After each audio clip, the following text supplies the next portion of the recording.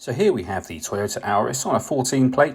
I'm going to start off by showing you around the outside of the car, and then we'll hop in and run through some controls on the inside. But from the outside you can see it's a 5-door car with alloy wheels. Let's start off inside the boot and then work our way around the rest of the car from there. As we approach the back of the car, you can see we have plenty of boot space along with that 60/40 split folding rear seat should you wish to increase this space even further.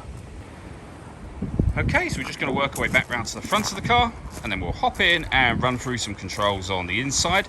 Now that we've done a full circle of it, you can see it's in excellent condition the whole way round. Just briefly before we climb in, I think it's well worth seeing the interior from this exterior point of view. There's plenty to run through on the dashboard, so let's hop in and we'll do that now. Okay, now that we're inside the car, we're going to start with the dials. On the right-hand side, we have the speedometer and fuel gauge. And on the left-hand side, we have the gauge that will let you know whether the batteries are being charged, whether you're driving in eco mode or using the power band for the car. The car is actually currently running. It's in its electric vehicle mode at the moment. You know that because of the EV that you see in green in the center there, and the fact that it shows ready over on the left-hand side. Also in the center, you can see the total miles of this car, which are 59,445. We back out to the steering wheel. We have phone controls on the right hand side. The controls on the left will change the information displayed in the central console area. You've also got stereo controls just here as well. Over in the center, we have the stereo itself. So you can see we have AM, FM and DAB radio. It might be a little hard to see because of the sunlight, but there's a CD player, USB input and Bluetooth audio as well. So plenty of ways to listen to your music in this car. If I put the vehicle in reverse, you'll also see that we have a full colour reversing camera with guidelines that show you what direction the car is headed in as well. So very easy to park this car. Compare your phone under the phone heading just there, and then the car heading will give you various different bits of vehicle information. If you press the map and nav,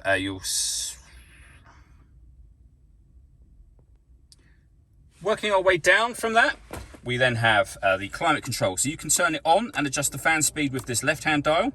You can adjust the temperature with the right-hand dial. Determine where you'd like the air to be distributed with this one. When you're happy with those settings, that button turns your air conditioning on. It will turn it off again as well when you're ready to do that. Or hit auto. When you do that, the car will take control of the direction of the air and the fan speed to maintain the temperature you've asked for. To override that, just make any manual adjustment. You see auto has now gone off and you can put it back on your own settings here. Beneath that, we have our USB input and auxiliary input. If there's enough charge in the car, you can force the vehicle into electric vehicle mode, eco mode or the power mode for the car. We have a 12-volt charging socket and then the gear lever for the vehicle. So you've got reverse, neutral and drive here, and then park is on that button just there. All that leaves me to say is thank you for taking the time to watch this video. If you'd like to come and see the car in person and have a test drive, please feel free to give us a call here at Surrey Specialist Cars. We'd love to hear from you soon.